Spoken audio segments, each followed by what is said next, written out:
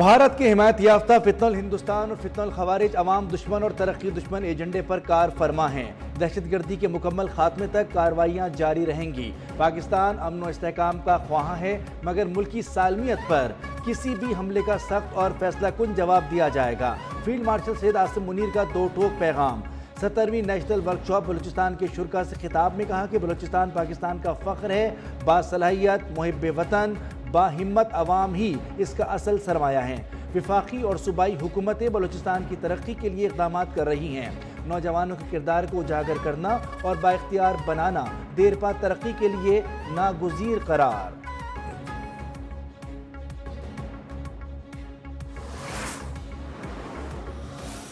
This was very clearly, spelled out that there won't be any incursions and TTP will not have any facility on their soil. That this is something which everything hinges on this one clause. Afghanistan سے حملہ جنگ بندی معاہدے کی خلاف ورزی سمجھا جائے گا۔ معاہدے کی خلاف ورزی نہیں ہوتی تو جنگ بندی برقرار رہے گی۔ وزیر دفاع خواجہ آصف کا افغان طالبان کو دو ٹوک پیغام۔ کہا کہ افغانستان سے سیز فائر میں وقت کی حد مقرر نہیں۔ افغانستان کو بتایا کہ سب کچھ صرف ایک شق پر منحصر ہے۔ افغانستان سے کوئی دراندازی نہیں ہوگی۔ ٹی ٹی پی کو افغان سرزمین پر کوئی سہولت نہیں ملے گی۔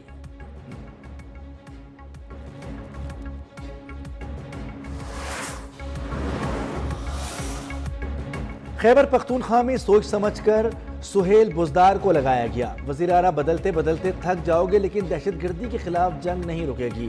وزیر مملکت برائے داخلہ طلال چودھری کا پی ٹی آئی کو پیغام۔ کہا کہ 10-10 کروڑ کی جدید بلٹ پروف گاڑیاں وفاق کو واپس کرنے کا مطلب کیا ہے؟ کیا آپ نے دہشت گردی کے خلاف جنگ نہیں لڑنی؟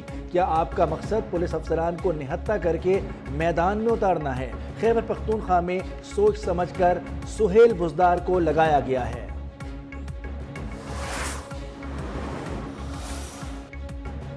وزیر اعلیٰ خیبر پختونخوا سہیل آفریدی کے لیے کابینہ کی تشکیل امتحان بن گئی۔ وزیر اعلیٰ کے حلف کے بعد بھی صوبہ 6 دنوں سے بغیر کابینہ کے چل رہا ہے۔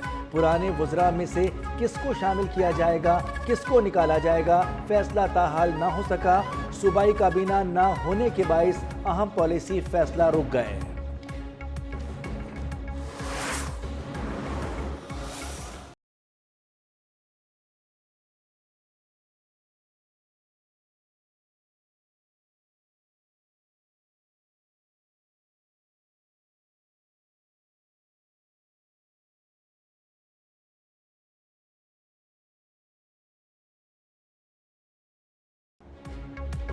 وزیراعظم شہباز شریف نے سیمی کنڈکٹر پروگرام کا باقاعدہ اجرا کر دیا۔ تقریب سے خطاب میں کہا کہ سیمی کنڈکٹر پاکستان کے مستقبل اور نوجوانوں کا منصوبہ ہے۔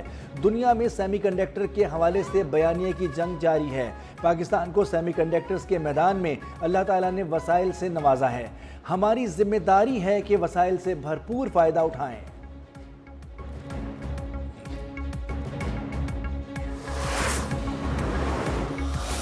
جو ان دہشت گرد جماعتوں کو فائنانس کرتے رہے ہیں ان کا سراغ لگا لیا گیا ہے۔ 3800 فائنینسرز ہیں جی، نیشنل اور انٹرنیشنل، جو ان کو فنڈنگ کرتے رہے ہیں۔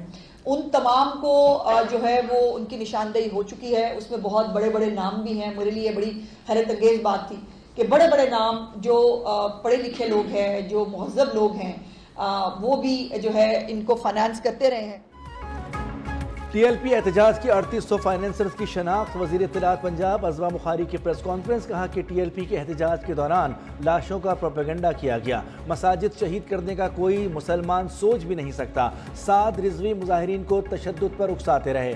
پرتشدد احتجاج کے دوران 110 پولیس اہلکار زخمی ہوئے۔ والدین بچوں کو ایسے فساد کا حصہ بننے سے روکیں۔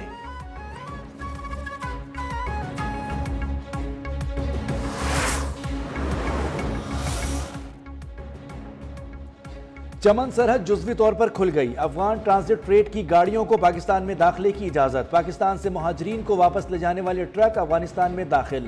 10 روز سے بند تورخم بارڈر بھی جلد کھلنے کا امکان۔ این ایل سی حکام نے کارگو گاڑیوں کی کلیئرنس کے لیے اسکینرز تورخم ٹرمینل پر نصب کر دیا۔ کسٹم سمیت دیگر محکموں کے اہلکاروں کو ہنگامی بنیادوں پر بلا لیا گیا۔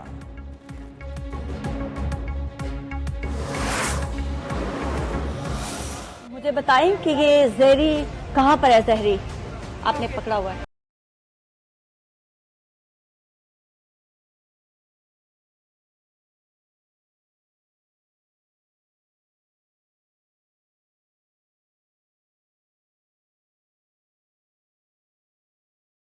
You want to say something? No? Okay, what's your point of view? नाम नेहाद बलोच नेशनल मूवमेंट का बरतानिया में बेबुनियाद प्रोपेगेंडा। भारतीय एजेंसी रॉ की ईमा पर बैरून मुल्क एहतजाज की हकीकत आश्कार। मुजाहिरीन जहरी की मौजूदा हालात से लाइल्म निकले। खातून सहाफ़ी के सवालात पर जवाब देने से कतराते रहे। सहाफ़ी के मुताबिक मुजाहिरीन ने जिन अफराद और बच्चों की तस्वीरें उठाई थीं उन्हें उनके नाम तक मालूम नहीं थे। गैर मकामी बाशिंदों को मुजाहिरे के लिए किराए पर खरीदा गया।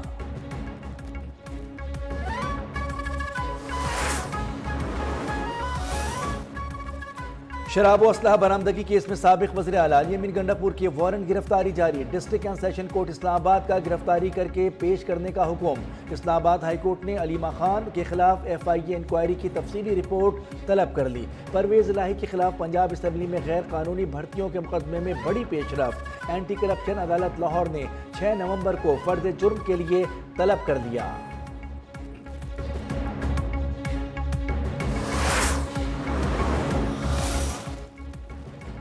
सुप्रीम कोर्ट में 26वीं आईनी तरमीम के खिलाफ दरखास्तों पर समाअत।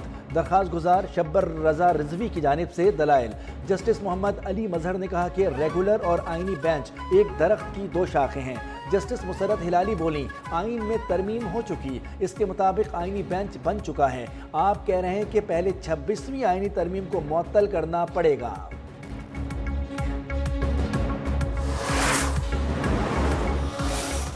महंगी दे रहे हैं। दुकान से जाओ थोड़ा जा झगड़ा करीदा तो सस्ती मिल जाती है, तो वो 3500 मांग रहा है, मैं क्या 1500 ले लो, कहता नहीं पिछले बार सस्ती सी, होना इस साल बहुत ज़्यादा महंगी हो गई है। पहले भी मैं पिछले साल आया हूँ तो खरीदो फरोख्त के लिए जो 1000 रुपये की चीज़ सेल हो रही थी अभी 1200-1300 1400 रुपये पहुँच गई।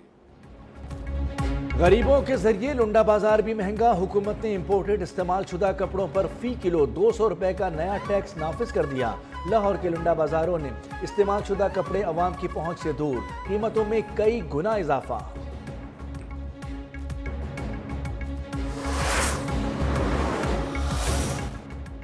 कराची समेत पूरे सूबे में नाकिस बल्दियाती निज़ाम मुस्तलद किया गया। इसमें जमात इस्लामी का भी अहम किरदार है। Opposition leader Sindh assembly Ali Khurshidi बरस पड़े। कहा कि कराची के दिल सेनेट्रल के महलों और सड़कों का हाल गजा जैसा हो गया है। कराची में 9 टाउन जमात इस्लामी के पास हैं। जमात इस्लामी को रोना धोना भी है, मज़े भी पूरे लेने हैं।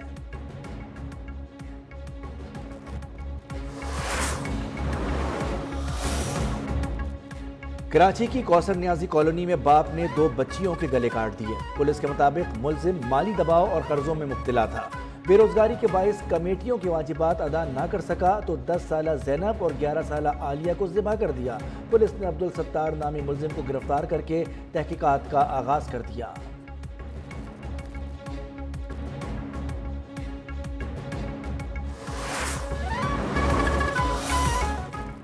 कराची वालों के लिए बड़ी खुशखबरी कि इलेक्ट्रिक के औसत बुनियादी टैरिफ में 7 रुपए 60 पैसे फी यूनिट कमी। नेपरा ने बिजली कंपनी की पैदावारी तरसीली और सप्लाई टैरिफ से मुतालिक नजरसानी दरखास्तों पर फैसला जारी कर दिया। औसत टैरिफ 39.57 पैसे फी यूनिट से कम करके 32.37 पैसे फी यूनिट मुकर्रर।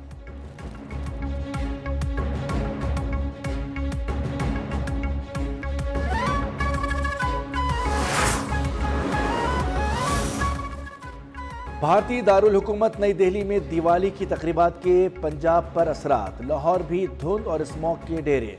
आलूदा तरीन शहरों की फहरिस्त में दूसरे नंबर पर आ गया। दुनिया के आलूदा तरीन शहरों की फहरिस्त में नई दिल्ली का पहला नंबर।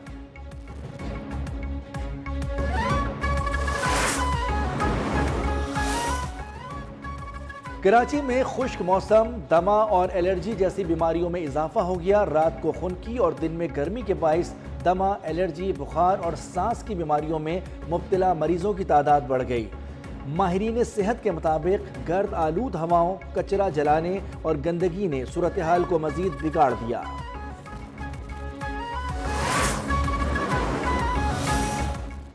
خیبر پختونخوا کے ضلع تورغر میں پولیو کا نیا کیس رپورٹ۔ نیشنل EOC کے مطابق رواں سال پولیو کیسز کی مجموعی تعداد 30 ہو گئی۔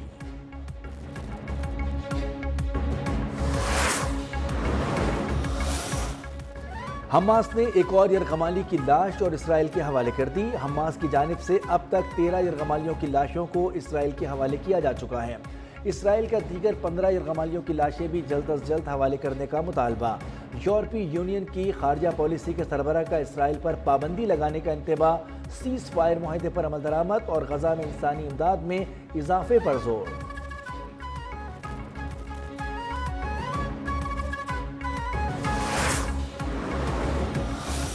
is paying 55% and a potential 155% come November 1st unless we make a deal. And I'm meeting with President Xi. We have a very good relationship. We're going to be meeting in South Korea in a couple of weeks, and we'll see what we can do.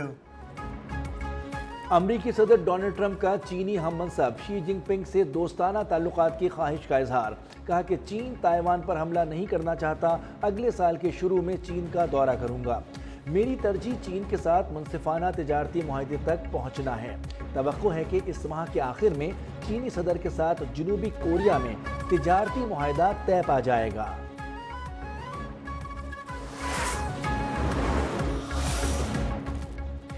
Asia cup کی trophy چاہیے تو آ کر وصول کر لیں۔ Trophy دینے کی تقریب 10 نومبر کو دبئی میں ہوگی۔ ایشین کرکٹ کونسل نے بھارتی بورڈ کو آگاہ کر دیا۔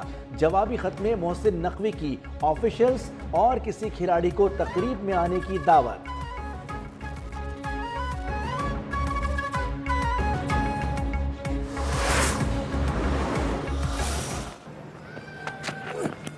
Oh, that's a beauty.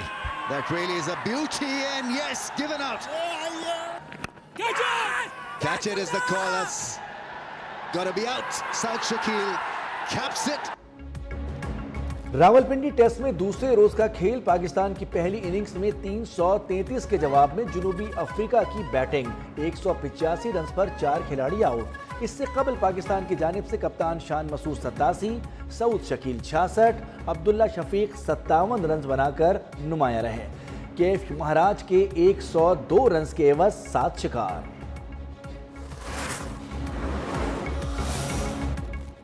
اور وومنز ورلڈ کپ میں ٹیم پاکستان کو چھٹے میچ میں پہلی فتح کی تلاش۔ پاکستان اور جنوبی افریقہ کے درمیان میچ جاری۔ وومن ٹیم کی کارکردگی بہتر بنانے کے لیے سپورٹ اسٹاف میں غیر ملکی کوچز کی شمولیت کا فیصلہ۔